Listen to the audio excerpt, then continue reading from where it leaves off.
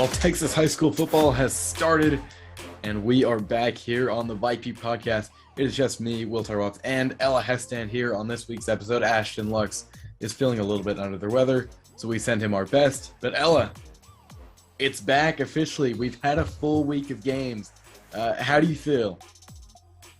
I am so excited. It has been a journey in this 1 week, to say the least. There have been a lot of games played, a bunch of big deficits and scores. It's really good to have Texas high school football back and just see where everyone's at going into this new season.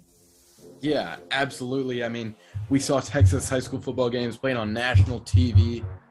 We saw an incredible, huge game between Mater Dei and Duncanville, and we'll touch on that a little bit later. Not all that close, but still nonetheless a huge game. There were so many different storylines. Crosby and Carthage with an incredible game to start off the year. I got to see some action on a Thursday, but let's go ahead and kick it off with the man of the hour, maybe the man of the year. Connor Wigman, one of the biggest names in Texas high school football, played on national TV against Klein Cain and just went off. Made himself a household name, and he had stats to back that up. 365 passing yards, 5 touchdown passes, 2 rushing touchdowns, and a receiving touchdown. And if you've seen that guy, he's not exactly your prototype wide receiver. So Bridgeland just dominates Klein Cain. A lot of people saw this coming, and we had talked on the show a couple weeks ago on what Klein Cain would be like this year without Jaden Blue. Obviously, they come into this first week, and it's not all peaches and cream. They're playing a really good team. Ella, do you think it's going to get any better for them? They're playing Cy Creek, Cy Ranch, and Katy Taylor to finish out the out-of-district schedule. I'm not going to lie. I think it's going to be really rough for them to start out with, especially after such a devastating loss to Bridgeland. Like, it was not close whatsoever. So it's just they're going to have a tough time. And I think that they might be able to pull some wins out over those 3 teams, but it's not that likely, in my opinion. Yeah, I think, it's not going to get much harder than playing Bridgeland. You've got 2 Cypress teams that generally aren't at the top, especially in the last couple of years. Then Katy Taylor, who's kind of going through a rebuild right now. So I think maybe that Bridgeland game kind of, set them in reality and let Coach know what it was going to be like this year without the best running back in the state. So I think they'll turn it around. They'll probably finish out the district schedule with a couple of wins here, and we'll see, because they're playing in a great district. And Ella, you were at a game this weekend. Didn't go Shadow Creek's way, but they did play a team that we consider to be one of the best teams in the state. That's North Shore. They go to the state championship almost every single year except last year. So 33-10 was the score against Shadow Creek. What did you see in that game? Were there any players that could be potential breakout players this year for Shadow Creek, or maybe even some guys that have already been on the team that really stood out? Well, on North Shore's side, to be honest, there was one name that was kind of dominating. Every time something great happened for that team, you always heard Rashad Johnson. He just dominated in that game with so many rushing yards, and he was just all over the field, pushing through Shadow Creek's defense, and he was incredible to watch. Like, he's feisty and ferocious. Like, he is pushing through those defenders and just rushing to touchdowns. And he scored 1 touchdown, I believe, maybe another run, but I think it was only 1. But he was just a force to be reckoned with during that game. And on the Shadow Creek side, the offense was definitely lacking, and our defense is definitely ahead of our offense right now, with defensive players like Nick Hudson and DeJuan Lewis and Josh Diaz. Like, Shadow Creek is pretty set on defense, and I think they actually did a fairly good job against North Shore, holding them to 33, because I genuinely think it could have been a lot worse. But so I'm actually very proud of the defensive efforts from Shadow Creek. They held them to 33, which I think is a great feat. Like, they did well for their first game with a new squad.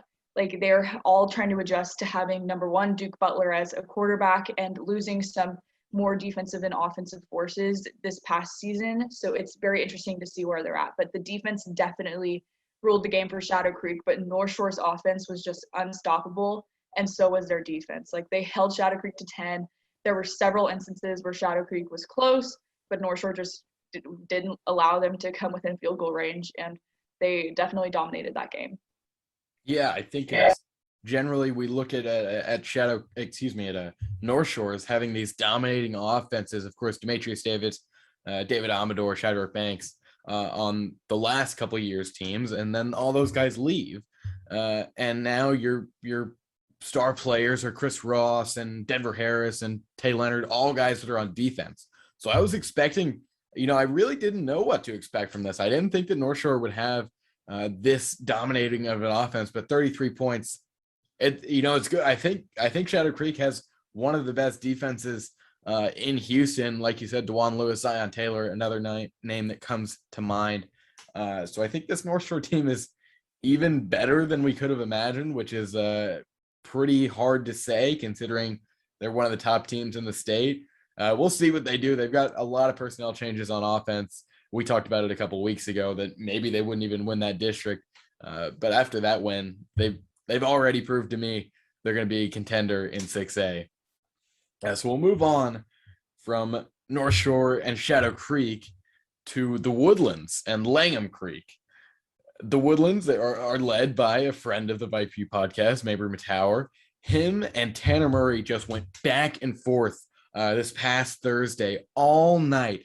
This game was pretty high scoring, came down to the last play. The Woodlands pulled out the win. So we start off the Mabry Mattower era with a win, but they've got 3 really tough games to finish out the out-of-district schedule against Lamar, Bridgeland, and Katy. Ella, is there any way that the Woodlands is able to keep this up?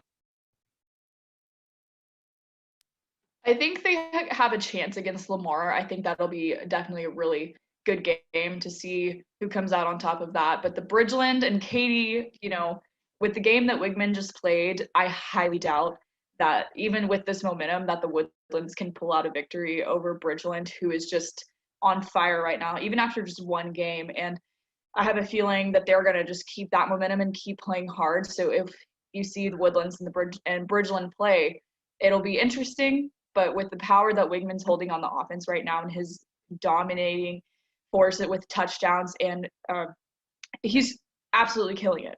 So I don't think the Woodlands is going to be able to pull it out over Bridgeland. And then you've got Katy, the reigning state champs, who are just as good this year as they were last year. So the Woodlands definitely has a challenge in front of them. But if anyone's going to pull it off, it would be them. Yeah, I mean, like we've already talked about, Bridgeland is coming in, and I think they may be the team that finally makes that jump and makes it all the way to AT&T Stadium.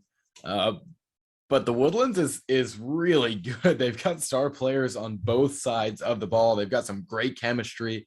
I think they'll pull out a win against Lamar, and I think we'll see 2 really close games against Bridgeland and Katy. And I wouldn't be surprised to see a matchup later on, maybe late November, early December, with some of those teams. So I'm going to say, the Woodlands pulls out 1, maybe 2. I think if they're going to get either Bridgeland or Katy, it's going to be Katy, but those are going to be really tough games.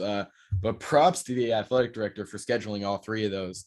And Langham Creek to start. Tanner Murray as a guy that doesn't get his flowers, one of the best quarterbacks in the city. One of the biggest storylines of the entire week, although we love talking about Texas high school football, doesn't come from Texas. This past weekend, IMG Academy from Bradenton, Florida, played a team on ESPN. Their name is Bishop Sycamore. Now, it may sound similar. There's a couple different Bishop schools that are famous for football, Bishop Gorman in Nevada, but Bishop Sycamore is not a name that came to mind. And there wasn't a lot of information on them given to the commentators for ESPN or really anyone. And they came into this game, and the players on the roster that ESPN was given are not the same players that were out there. And there are guys that aren't even in high school anymore. Ella, I just got you up to date on this story. How crazy is this? It's like it's straight out of a movie. It's that you don't think that this thing would ever happen. And the fact that it's going on right now is absolutely insane to me. The fact that number one, they played multiple games within 48 hours is number one, just insane on by itself. And the fact that some of these guys aren't even in high school anymore, that the school doesn't exist, like this doesn't just happen. This is absolutely crazy. Like I am speechless. There are no words for the situation. Yeah, earlier I said I don't even think you could put this in a movie. No one would think of this. This is wild. The address for the school is either for a library at Franklin University or for some random duplex. And they're hosting a home game later this year. So just a crazy story. But they're also playing Duncanville on September 10th. Ella, is there any reason for Duncanville to still play this game?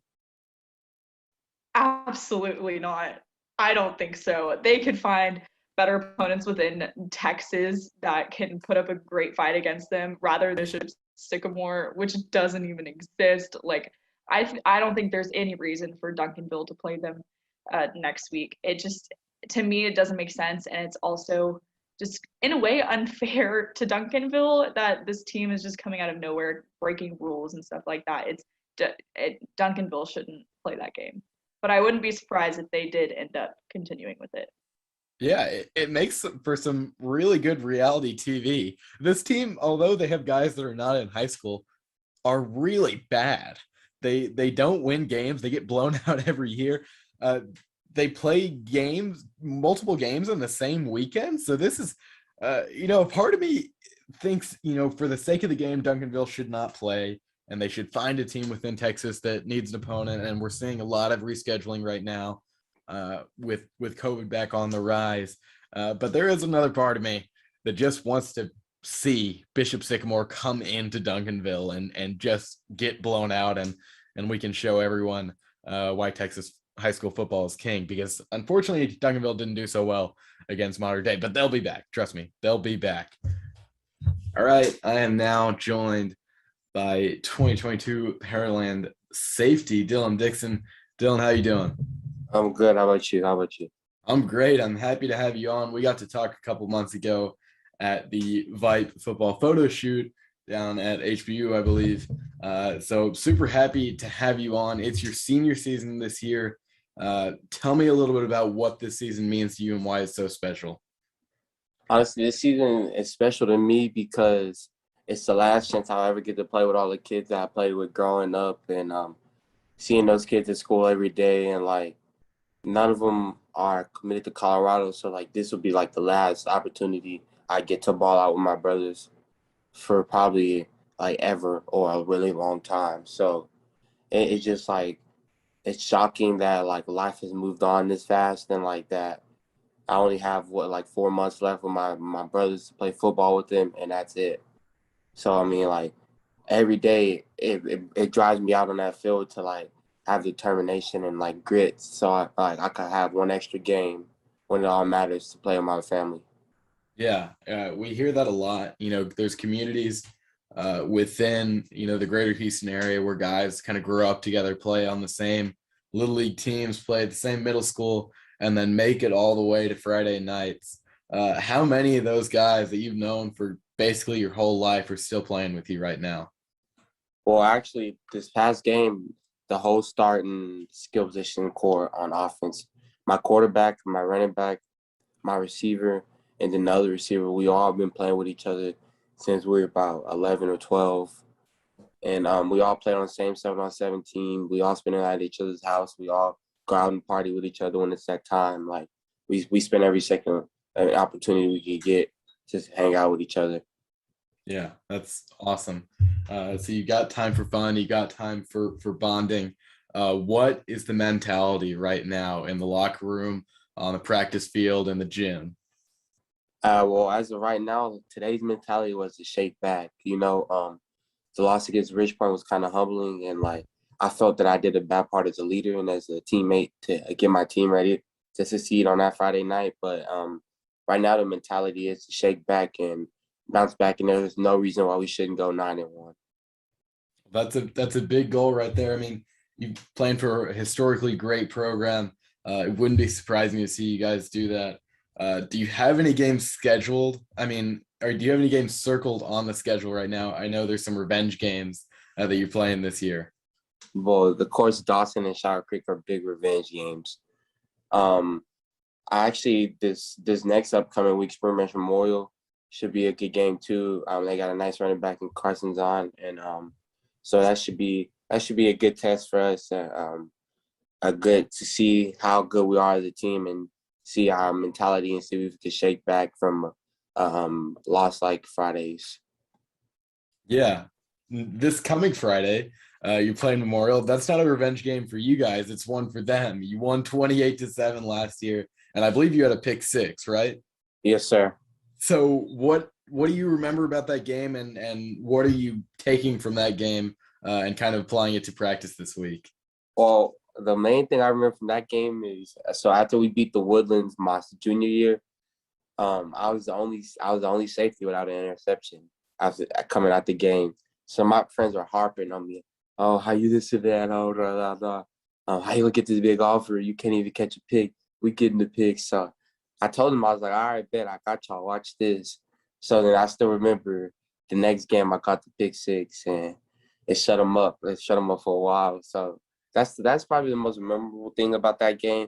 But also I liked about that game is how Spring Branch Memorial were such good like opponents. Like they didn't come with the talking or all that. Like they played like with respect, and that's respectable. Same thing with Ridge Point. Ridge Point last week played with a lot of respect, and it makes me respect them more as a player.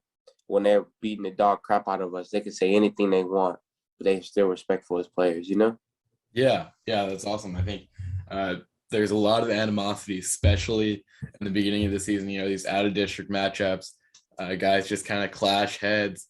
But programs like Pearland, programs that have a long history of being respectful, that's something you really like to see, and I'm sure it's helped you in the recruiting scene too. So let's talk a little bit about that. You're getting offers last year, and then Colorado offers at some point, and you decide to commit. You commit February, even months and months before playing a game of your senior season. What went into that decision? Well, see, I thought my senior season should be played under insurance. Like it should be to get better and be better prepared for the next level, not to like play and be greedy for the next big off, So I felt like going into spring ball, I should have weighed my options, and whoever offered me by that time, I should have a decision and be more settled and focused on that one thing, rather than having to worry about being a returning captain and get my team straight and worry about recruiting commitment, So I felt going into senior year, it was best to already have my mind made up and set in stone to where I wanted to go. And I feel like it was best as a player and for my recruiting because it locked me in to where I wanted to go. And they know that I was fully committed. So they can't go offer another big name and ruin my chances of a place that I really want to go to. Yeah, so it sounds like this was going to be my next question. There's a lot of guys that are flipping right now. They're decommitting, especially after visits, but it doesn't seem like you're one of them. Has there ever been a doubt in your mind that you wanted to be somewhere else? You had some big offers on there. Honestly, no, sir, because for as long as it's happened, Colorado has done the biggest, Colorado and U of H, I would say, have done the two biggest jobs of trying to make me feel home. The other schools, they tell me how much of a great player I am and how I could use them in their program. But Colorado just makes it feel home. It's more about me rather than them. I feel like that's best and what I want as a player. Like Colorado will just sit there and talk about me about stuff, and they won't even relate to football. And I feel like that's somewhere I would want to go for 4 years, far away from my parents with no help. Like somewhere who I could talk to and I could ask for help, Yeah. I had a great time talking to you a couple months ago. You really seem like, not only, kind of an eccentric personality, but a great guy. And over the last few minutes, you can tell that's really the truth. So let's close it out right here. Pearland going for a big year. Why is this team going to be more successful from what we saw in 2020? Okay, because this year, this team has a lot more dog than people expect. This team will refuse to go down or refuse to hang their heads no matter how bad it is. As you can tell, we were down 27-0. We came out first play to half the score. I feel like this team knows that it's our last opportunity, and it will probably be our last ever opportunity to play with each other. So we want to go out with a bang, and we're all family, and we know that corrective criticism is a thing, and we learn to accept that. So I could get on my quarterback. The quarterback could get on me. It don't matter if the kid's on JV. If I'm doing something wrong, they could get on me, and it goes for the same thing without this whole team, and no one has that selfish personality. It's always he over I, and I feel like that's what's going to get us to the long run. He over I. You're playing with your brothers this year. I wish you the best of luck. I'll see you in a couple weeks when Pearland plays Drake Jesuit. Have a great season, man. It was great talking. You too. I appreciate it.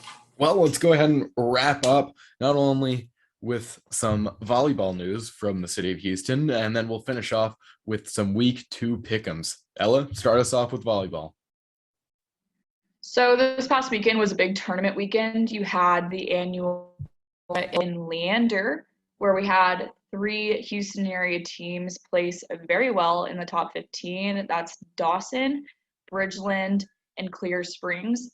The Woodlands actually took their first losses of the season, to one of them to Dawson. So that's good news for Dawson, taking down what we thought to be the number 1 team in Houston right now. So that gives a very good outlook for Dawson volleyball. They've got a great shot, and they're probably going to win their district and go deep in the playoffs once more. It was interesting to see those finishes, because I think everyone predicted the Woodlands to finish higher within that tournament, but they lost to a good Highland Park team as well as a good Marcus and Dawson. So on the other hand, back home in Houston, the Battle of the Brazos, Cy Woods took the championship in that game, and they were absolutely unstoppable. They killed it during that tournament. So there are some big names going around. Fulsher pulled out some good wins in the same tournament, as well as Friendswood. They were doing rather well, as well as Belleville. So there's some big names in volleyball right now, with an officially tournament season for varsity teams is coming to a close. So as district is expected to kick off in the next couple of weeks. So it'll be really interesting to see how everyone's preseason has prepared them for their district play. Yeah, I mean, when we're getting closer to district, that gets me really excited. I'm on VYPE Live with Aldine ISD volleyball, so I've gotten to know some of the teams in that district, and I know that will pick up in the next couple of weeks, and hopefully I'll be able to report on those teams pretty soon. But let's finish off right here with some pick'ems for week 2 matchups. You and I were just talking about how many great matchups there are in the city of Houston, and we even have a couple outside, starting off with Atascocita and Allen. I believe this one is going to be played in Allen. Ella, who are you picking for this one? I'm going to have to go with Allen. They're a great football team. Atascocita is obviously a good team as well, but Allen just has the upper hand there. Yeah. Allen has a new transfer. DJ Hicks was on the show a couple months ago, back in season 1. One of the best recruits in the nation, regardless of class. They've got another guy on that defense, an incredible offensive line. But so does Atascocita Cam Dewberry, one of the best players in the nation as well. I think Allen will take this one, and they may be one of those teams that comes into the playoffs undefeated if they can pull this one out. So now we'll get more into the Houston side of things with Tompkins and Clear Springs. I think I'm going to take Tompkins for this one. They're a great team in KDISD. They've got a good shot, and honestly, they're Katie's only contender within their district. And Clear Springs is coming off of a loss from their first game. Tompkins had a victory. So Clear Springs is not always known for their football team. So I think Tompkins is going to win this game and take it away. I'll tell you what, I'm actually going to go against you on this one. Tompkins only beat Magnolia, which is a 5A team. It was a fairly close game, and Clear Springs did have to go against Katy. They weren't expected to win that game, and to be frank, they were expected to be blown out. So props to them for putting up some points. I'm going to say Clear Springs wins this one, but Cole Francis, the new quarterback at Tompkins, and the rest of that team will get it together by the time that district play starts. So we go from there to Heights and Dawson. And Ella, you and I are both familiar with Dawson. Yes, unfortunately, we are. I think I'm actually going to take Heights for this one because, at least statistically speaking, I want to go with Heights there because in their debut games, Heights' stats were just grades above Dawson's. So if they keep up that trend, although they did play Cleburne, if they keep up that trend, you're going to see a victory for Heights over Dawson. But I expect that to be close. I think it'll be a good game to see what happens there, but it could go either way. Yeah, Dawson starts out the season. We talked about them on the last episode as kind of a big question mark. They drop one to Clear Falls in a blowout. Clear Falls is a really good team, but you expect a little bit more from Dawson, and they're going against Jalen Morrison, the Prince of HISD. We like to call him the King of HISD over here on the podcast. So they beat Cleburne last week, had to travel. They don't have to do that as much this week. Heights will start off the season 2-0. I hate to ask you this one. Bridgeland versus Shadow Creek. You know, I love my Creek boys, but I'm going to have to go with Bridgeland. I think after the performance Wigman just had, I think he's going to keep that momentum going into this game. I think it will be closer than people would expect it to be, and I expect it'll be a very defensive game trying to figure out who's going to pull out the most stops, but I think in the end, Bridgeland's going to end up on top. Yeah, I'm going to have to agree with you there. Bridgeland looks unstoppable as of now, as of the first week of games. Now that's a pretty small sample size, but that Shadow Creek defense looks good. Bridgeland offense looks even better. They'll take the win here. Let's finish this one out. Dickinson and Ridgepoint, which is a Thursday night matchup. I think I'm going to pick Dickinson, specifically because of their performance against Manville, who's a very good rushing team. You know, they've got Ty Harris, and he's a force to be reckoned with when he has the ball. But Dickinson pulled out the victory over Manville by now, albeit 3 points, but that's still a victory. And I think Dickinson is going to pull it out of a Ridgepoint, even though Ridgepoint is also coming off of a victory over Pearland, which was, in words, kind of a blowout against Pearland. It was, I believe, 41-13. So although it's going to be close in my opinion, but I think Dickinson's going to pull it out. Yeah, Dickinson and Manville was another one of those 6A versus 5A matchups that we got to see last week. There were a couple of good ones. We already mentioned Tompkins and Magnolia. Dickinson came within 3 points of almost losing to a 5A team. Now, Manville, one of the best 5A teams that we're going to see. But Ridgepoint, Bert Emanuel Jr., there's a couple guys on that team that I was super impressed with that I got to see in the offseason. I'm going to take Ridgepoint. They breezed through last week against a really good Pearland team.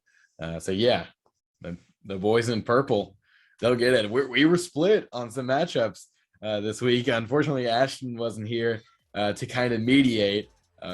But this time next week, we can settle it, see who got all of these right. And we will see all of you next week, hopefully with a 3-man crew. For Ashton Lux, for Ella Hestan, I'm Will Turboff. We'll see you next week on the VYPE podcast.